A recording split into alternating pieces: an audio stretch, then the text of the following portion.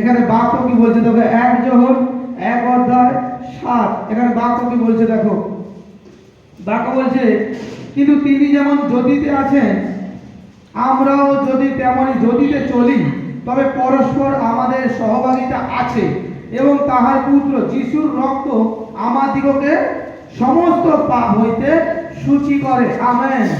বচন কি বলছে, কিন্তু তিনি যেমন জ্যোতিতে আছেন আমরাও যদি তেমনি জ্যোতিতে চলি। দেখো পরমেশ্বর যে জ্যোতিতে আছে, প্রভু যে জ্যোতির মধ্যে আছেন, আজ সেই জ্যোতির মধ্যে পরমেশ্বর আমাদেরকে রেখেছেন। তিনি একটা জায়গা থেকে সংগ্রহ করে আরেকটা জায়গায় আমাদেরকে রেখে দিয়েছেন এবং এই জ্যোতিকে যদি সঙ্গ নিয়ে, জ্যোতির সঙ্গ নিয়ে আমি যদি চলি তাহলে খ্রিস্টের সঙ্গে আমাদের সহভাগিতা আছে আর তার রক্ত আমাদেরকে সমস্ত পাপ থেকে শুদ্ধ করবে যিশু নাসরির নামে। না হলে নয়। আজ তুমি ভাবছো আমি তো যিশু নাসরিকে জেনে গেছি, আর বাইবেলে বলছে ক্ষমা চাও ক্ষমা দেবো, ক্ষমা করে দেবো, তাই জন্য তুমি যেমন ইচ্ছা তেমন ভাবে জীবন যাপন করছো খ্রিস্টতে এসে। কিন্তু বাইবেল বলছে না, তুমি তোমার আয়তন, তোমার কন্ট্রোল তুমি পরমেশ্বরের হাতে ছাড়ো। হালেলুয়া। আর পরমেশ্বর দেখো তোমাকে পরিচালনা করবে, এমন ব্যক্তি তোমাকে নির্মাণ করবে, তোমার পাড়ার মধ্যে, তোমার এলাকার মধ্যে সব থাকতে ব্লেসিং ব্যক্তি তুমি হবে যিশু নাসরির নামে। সব থাকতে অভিষিক্ত ব্যক্তি হবে তুমি প্রভু যিশুর নামে। এ পরমেশ্বরের ভবিষ্যৎবাণী, এ পরমেশ্বরের যোজনা। যদি তোমরা বিশ্বাস করো আর সেই জ্যোতির মধ্যে চলো তোমরা, তাহলে সেই জীবনযাপন তোমাদের মধ্যে দেখবে। এবারে আসি, আমরা অন্ধকারে কেমন আছি? তো খাচ্ছি, ভালো আছি, সুস্থ আছি, সুন্দর আছি, তাই না? অন্ধকার আমাদের মধ্যে কেমন আছে?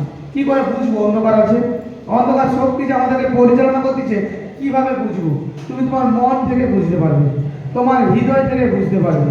সেখানে তুমি বাইবেলে যাও আর বাইবেলের বচনকে তুমি খোঁজো যে অন্ধকার ব্যক্তি যারা, তাদের কি কি কাজ বা তারা কি কি কাজ করে। একজন মন্দতা কি কি কাজ করে? মন্দ আত্মা মানুষের মধ্যে বিবাদ ঘটায়, মানুষে দণ্ড লাগিয়ে দেয়, মানুষের মধ্যে রোগ দেয়, মানুষকে অভিশাপ করে, মানুষের ভালো দেখতে পারে না, মানুষের উন্নতি দেখতে পারে না, ভাই ভাইয়ে বিবাদ করে দেয়, আজ শাশুড়ির উপর বিবাদ করে দেয়। দেখো মন্দতার কাজ এগুলো। আর যে মিলন করায়, সর্বদা মিলন করায়, সে পরমেশ্বরের আত্মা। সে ঝগড়ার সাইডে নয়, মিলন করানোর সাইডে থাকে। হালেলুয়া। যে পরমেশ্বরের সন্তান, সে কারো কাছ থেকে এভাবে আঁকড়ে নেওয়ার চেষ্টা করবে না, সে তার মধ্যে থেকে দেওয়ার চেষ্টা করবে। সে পরমেশ্বরের আত্মা যে নিজেকে উজাড় করে অন্যকে দেয়, সে প্রকৃত পরমেশ্বরের সন্তান যিশু নাসরির নামে। যে প্রকৃত নিজেকে উজাড় করে দেয় আর যে অন্যের কাছ থেকে নিগড়ে নেয়, সে কোনোদিনের জন্য পরমেশ্বরের নয়। তার মধ্যে যদি জ্যোতি থাকতো, অন্যদের কাছ থেকে নিগড়াতো না, সে অন্যের কাছ থেকে নিয়ে নতো না, সে দিত। পরমেশ্বরের ব্যক্তিরা সর্বক্ষণ দিতে জানে। আজ আমরা খ্রিস্টের বিশ্বাসীরা আমরা দিতে শিখেছি, হ্যাঁ কি মানা? সেটা ভালোবাসা হোক আর যা কিছু হোক, আমরা দিতে শিখেছি। আজ আমরা যতজন বিশ্বাসী, আমরা যতজন জগতে ছিলাম, আমরা এটাই জানতাম আমাদেরকে কেউ একবার মারলে আমরা ওপর গাছাকে আরেকবার মারতাম, হ্যাঁ কি মানা? কিন্তু বাইরে বলছে না, তোমাকে কেউ এক গালে চাপড় মারলে তুমি আরেক গাল বাড়িয়ে দাও। আজ এটা কে শিখিয়েছে? প্রভু যিশু নাসরি শিখিয়েছে। আজ প্রভু যিশু নাসরি বলছে, তুমি যদি কারোর প্রতি চাও যে তোমাকে কোনো ব্যক্তি সম্মান করুক, আমি চাই আমাকে কোনো ব্যক্তি সম্মান করুক, বাইবেল বলছে তুমি তাহলে অপর ব্যক্তিকে আগে সম্মান করে আসো, তারপরে তুমি সম্মানের আশা করবে প্রভু যিশু নামে। হালেলুয়া। তুমি যেমন গুনবে তুমি তেমন কাটবে, আর তখনই তুমি নির্মাণ ভাবে গুণিত হবে যে হ্যাঁ প্রকৃত আমি খ্রিস্টের সন্তান আর আমার মধ্যে জ্যোতি আছে। আমি অন্যের প্রতি সর্বক্ষণ খারাপ মন্দতা, খারাপ চিন্তা ভাবনা, অন্যকে ডুবানোর চিন্তা ভাবনা রেখেছি, আর নিজে ভাবছি আমি কিভাবে ব্লেসিং হবো, কিভাবে ভালো হবো, কিভাবে আমার উন্নতি হবে। কোনো দিনের জন্য তোমার হতে পারে না। একদিক থেকে ব্লেসিং এনে আরেক দিক থেকে বেরিয়ে যাবে যিশু মসির নামে। হালেলুয়া। এই চিন্তাকে বাদ দাও আর পরমেশ্বরের নতুন চিন্তাকে আগে ধরো যে আগে আমি নিজেকে শুদ্ধ করবো। হালেলুয়া। আগে আমি নিজেকে পরিষ্কার করব, আমার ভেতর থেকে প্রত্যেকটা জঞ্জালকে আমি সরাবো।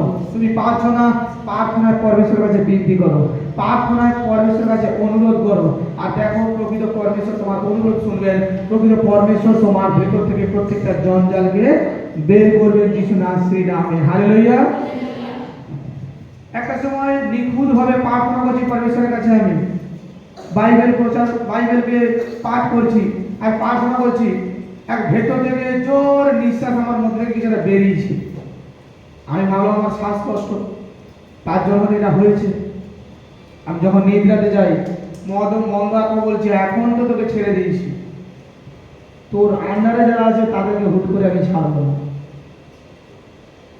আমি ভালোভাবে চিন্তা করতেছি এর আমার উপরে টার্গেট কেন। আমি কিন্তু প্রচারক হইনি তখন। আমি বাড়িতে বলেছি কার্যকারী করে আমার রাতে দর্শন আসছে, আমার আন্ডারে কে আছে? আর আমি তো অভিষেক ব্যক্তি নয়, তাহলে মন্দ আপনি কথা আমাকে বললো কেন? আজ জানতে পারছি, যখন দুষ্ট আত্মাকে আজ ছাড়াচ্ছি তখন জানতে পারছি যে তার রাগটা আমার উপর কেন ছিল, তার জেদটা আমাকে দমিয়ে রাখার কেন ছিল। কারণ সে জেনে গেছিল যে কজন আমার পিছনে আসতেছে পরমেশ্বর সে কজনের জীবনে পরিত্রাণকে পাঠাচ্ছে যিশু নাসরি নামে, দিচ্ছে যিশু খ্রিস্টের নামে। এতদিন উত্তর ছিল না। যখন আমি চার্চ ওপেনিং করে ফেলি প্রভু যিশুর আশীর্বাদে, তখনই জানতে পারলাম ওর ওই কথা।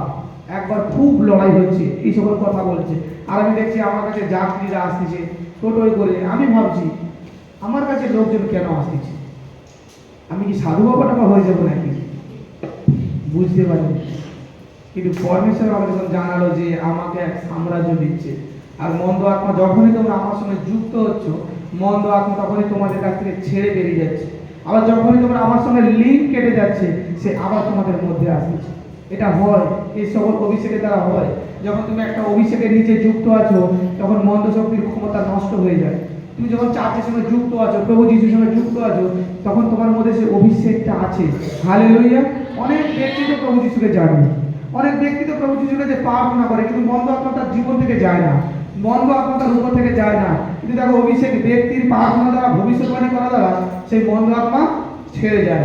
আজ দেখো রোগী সুস্থ হচ্ছে, তারা কি আগে প্রার্থনা করেনি? করেছে। আজ সুস্থ হচ্ছে কেন? পরমেশ্বরের সেই ব্লেসিং অভিষেক আমার উপরে আছে, আর তার মাধ্যম থেকে যখন কার্যকারী হচ্ছে দুষ্ট আত্মা, তখন সে অভিষেককে আর সহ্য করতে পারছে না।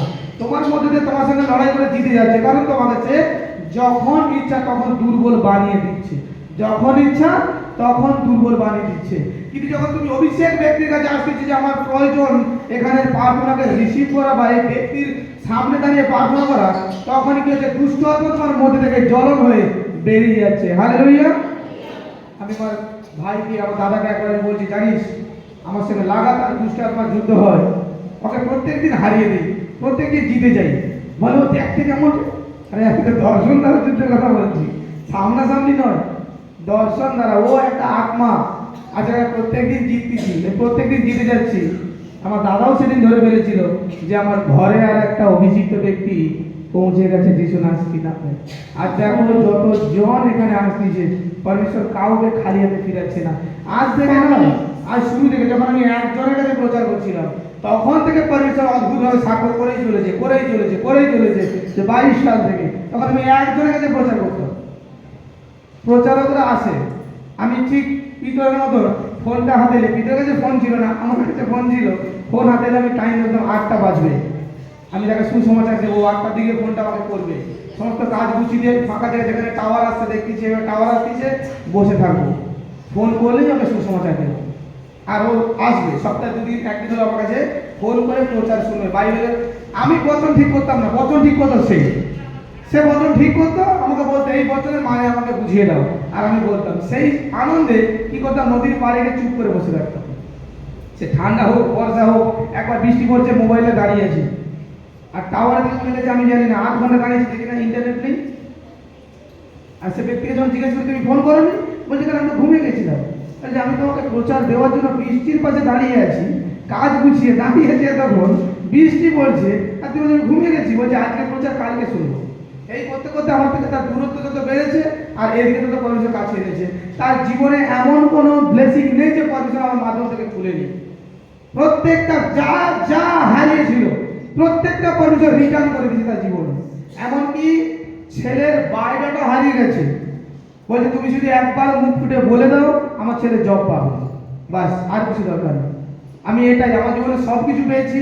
তার বাড়ি থেকে যারা হারিয়ে গেছিল, যে সকল লোকেরা কোথায় চলে গেছে খুঁজে পাচ্ছে না, তাদেরকেও পরমেশ্বর ফিরিয়ে দিয়েছে। সব কিছু, সোনা দানা, অর্থ, ব্লেসিং, রোগ, রাতে ঘুমালে দুষ্ট আত্মা দেখতো, কিন্তু এইটুকুনি তুমি করে দাও। ও বুঝে গেছিল যে আমি এবার ওর কাছ থেকে সরে যাব, আর তার জন্য ভবিষ্যৎবাণী করি। তার কোনো বায়োডাটা নেই, বলছে তোর ছেলে ম্যানেজার পোস্টে জব পাবে। বলছে এটা তো হাস্য কৌতুক বিষয় হয়ে গেল, একটা কোম্পানির ম্যানেজার হতে গেলে তো বায়োডাটার প্রয়োজন, কত নেই। আমি বলছি যা, আমি যা বিশ্বাসের সঙ্গে তোকে বলছি তোর জন্য তাই হবে, পবিত্র হবে, তোর ঘরে সাক্ষ্য করে আমার কাছে রিটার্ন আসবে, না আসবে না। 1.5 মাস পরে ফোন করেছে, আমার ছেলে ম্যানেজার পোস্টে জব পেয়ে গেছে। হালেলুয়া। আর তার কাছ থেকে সেই লিঙ্ক আমার আর কোনো যোগাযোগ নেই। তখন পিতা আমাকে মণ্ডলী দিয়ে দিয়েছিলেন, আমি তখন মণ্ডলীতে প্রচার করতেছি। মণ্ডলীতে একাধিক ব্যক্তি, বেডে শুয়ে থাকা ব্যক্তি আমার সামনে নেই, ফোনের মাধ্যমে প্রার্থনা নিচ্ছে, বেড পেশেন্ট উঠে দাঁড়িয়ে যাচ্ছে, প্যারালাইসিস ব্যক্তি উঠে দাঁড়িয়ে যাচ্ছে, বিভিন্ন রোগ দূর হয়ে যাচ্ছে, ক্রিটিক্যাল প্রবলেমস দূর হয়ে যাচ্ছে পরমেশ্বরের নামে। কেউ বলছে আমার জীবনে চমৎকার করাও, বলছি তুমি হাতে জল রাখো, বলে কি জল? তোমার বাড়ির জল হাতে রাখো, আমি এখান থেকে তোমাকে যা বলছি তুমি করো, তোমার জন্য তাই হবে। হাতে জল রেখেছে, আমি এখান থেকে বলছি জল অভিষেক পূর্ণ হলো, সেই জল পান করেছে, সে রোগী সুস্থ হয়ে সাক্ষ্য দিচ্ছে। হালেলুয়া। আর কি প্রুফ চাই?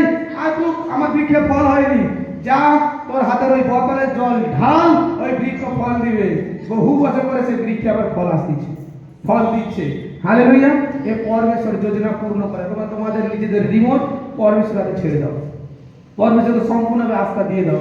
আর দেখো পরমেশ্বর সম্পূর্ণভাবে তোমাকে সেই জ্যোতির মধ্যে থেকে তোমাকে পরমেশ্বর এক অদ্ভুতভাবে ব্যবহার করবে।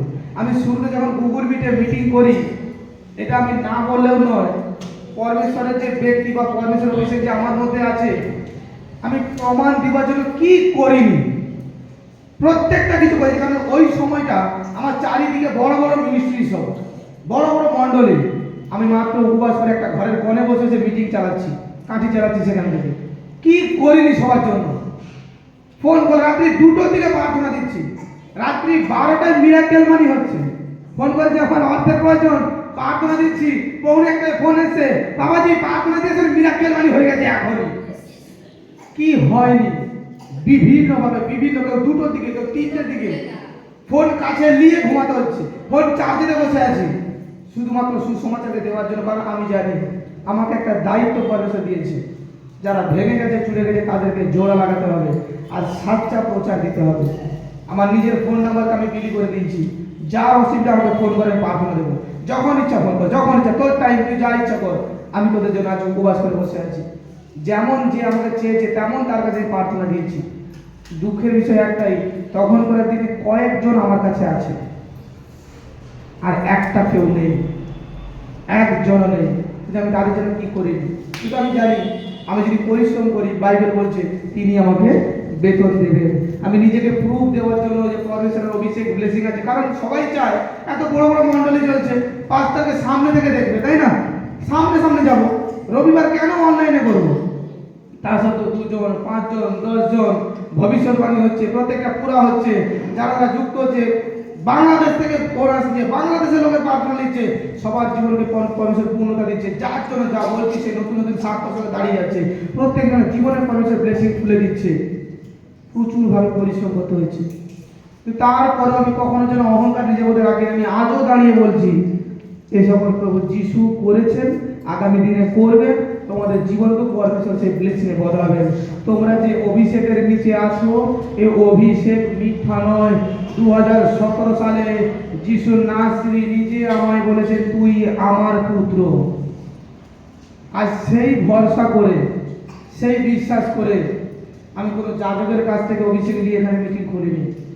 কারণ যিশু নাসরি আমাকে একবার অভিষেক করে দিয়েছেন, তারপরেও যিশু নাসরি দর্শন আমার কাছে 3 বার এসছে।